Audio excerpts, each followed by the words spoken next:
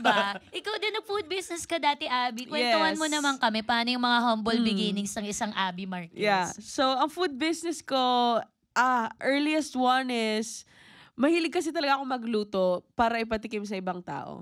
As in, grade 5, grade 6. Masarap maging kapitbahay to. Yeah. No? Or kaklase. Yeah. Masaya ako ka-bonding. As early as grade 5 or grade 6, I would bake cookies. And then, Mahirap din yan. Ipapamigay ko siya sa mga classmate or teachers ko. Pero naging negosyo siya. Naningil na ako. One day, naningil na ako. So, nagbenta ako ng brownies and cookies. Nung high school naman, nagbenta ako ng pasta. As in, gumigising ako ng 5 a.m. Luluto ako ng pasta. Tapos, wala lang. Pagka pupunta akong school, may dala akong pasta. Tapos kakainin ng mga tao. I didn't do it out of necessity really. But it's just my way of, tikman nyo tong luto ko. Parang ganun. Pero yung pinaka naging, ito yung pinaka medyo naging serious business, food business ko, was when I was in 4th year college. Pandemic kasi noon, so online class.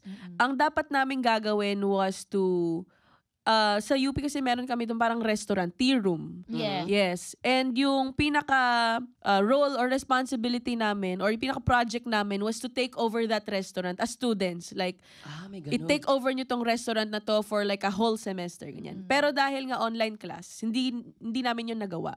Ang pinagawa sa amin ng teacher ko ay magtayo kayo ng individual food business.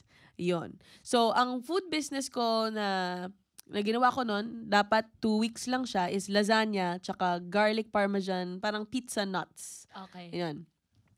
It was supposed to run only for 2 weeks. Ang goal ko lang na revenue nun was like 5,000.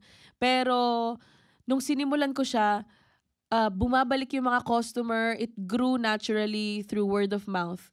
Na it received more success than I expected. Tumagal siya ng 6 months. So, 6 months kong niran itong lasagna business ko. And even until now, people talk about it and they ask me, do you still sell lasagna? Like, Tsaka tanong ko lang, paras ba yung parmesan tsaka parmesan? Parehas yun. Farmer John's. Farmer John's. Totoo nga yung tanong ko na yun. Hindi kasi nung narinig ko, ganda pakinggan parmesan. Parmesan. So, gusto ko lang talaga itanong, parmesan kaya yun? Parmesan. Yeah, Parmesan. Yung pala yun, yung ano pala pronunciation nun? Yeah. Parmesan. Mag-UP nga rin ako. Ayan, merong Open University. Meron tayong 44 na mga libreng kurso na ino-offer sa Open University. Pwede yan, Buboy. Why not? Sa mga profesor po, ayan, ito po si Buboy Villar. Gusto niya pong makatapos sa pamantasan. So, connect po natin siya sa paaralan. Yes, please. Upang magbenta ng lasagna. At para alam niyo na yung parmesan. Ayan. Parmesan. Nakakaloka. Bakit kasi yung mga pagkain ng ibang bansa, ang sarap pakinggan no? Parmesan. Sa atin. Samantalang tayo dinding-ding. Ganun mga pagkain. Wall to wall. Kumbaga sa amin, sa Bisaya pa, utan Bisaya. Ang bantot pakinggan. Pero masarap. You